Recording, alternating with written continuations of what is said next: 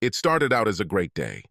On the way to work, I passed all the traffic lights and turned green, and when I got there, wonder of wonders, there was a free parking space right outside the front door.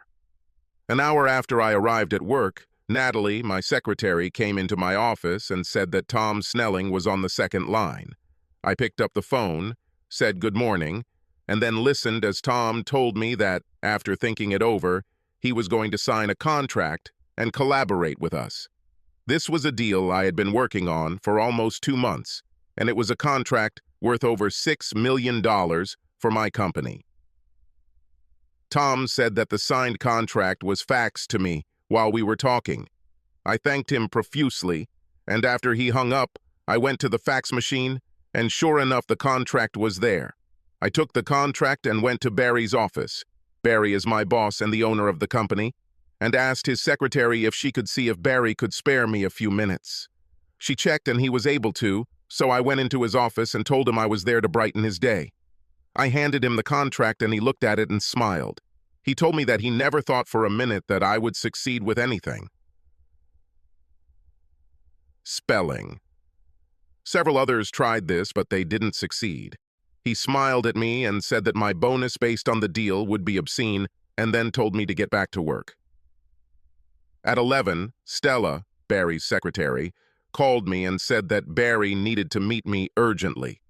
Entering his office, I headed for the chair, but he told me not to bother sitting down, since I don't intend to stay with him long enough to get comfortable.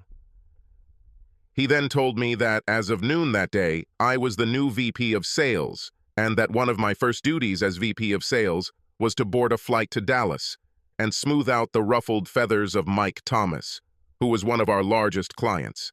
He told me that Stella had all the details and sent me on my way. As I was picking up my things from Stella, she asked me if I would like her to arrange a trip for me, and I thanked her for the offer, but said I could handle it myself.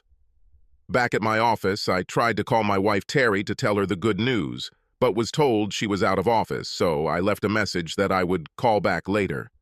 I headed home to pack my bag, and when I returned, I saw Terry's car parked in the driveway. Strange, I thought, as I drove up and parked behind her. As soon as I opened the door of the house, I realized what was happening. "Oh God, yes, take me, do me good," echoed throughout the house. I walked to the bedroom door and saw my wife of 15 years making love to Randall Cunningham, who was her boss where she worked. They were so into it that they didn't even notice me standing in the doorway, and they made so much noise that they didn't hear the click of my cell phone when I took their picture. I quickly scanned the photos to make sure I had clear shots of the two, and then quietly left the house. It took me 25 minutes to get to Sampson and Sons, and when I got there, I asked if I could see Bart Simpson for a minute. We knew each other quite well, and he stood up to greet me and extended his hand to me as I entered his office. "It's good to see you, Rob, but if you came to ask Terry to lunch, you wasted your time because she's not here.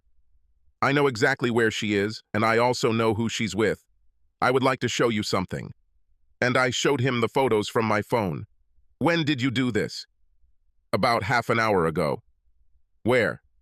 "In my house. They didn't even notice me when I was taking pictures." "They are supposed to be having lunch with one of our clients." He checked the file on his desk, read the number to me, and asked, "Terry's cell phone number, right?" I nodded yes, and he took his phone and called. We waited, and finally his call was answered. "Terry, your husband is here in my office, and he just showed me some very disgusting photos of you and Randall that he took about half an hour ago. You both need to come back here and pick up any personal items you have here, and also go to HR and get your last check. I want there to be no trace of any of you left in this building by 5 o'clock this afternoon." There was a pause, and then, "No, Terry, we have nothing to talk about. Goodbye." He hung up and said, "I'm sorry, Rob. I had no idea. What are you going to do?" "I'll divorce her." "No, I meant as far as my company is concerned." "Nothing.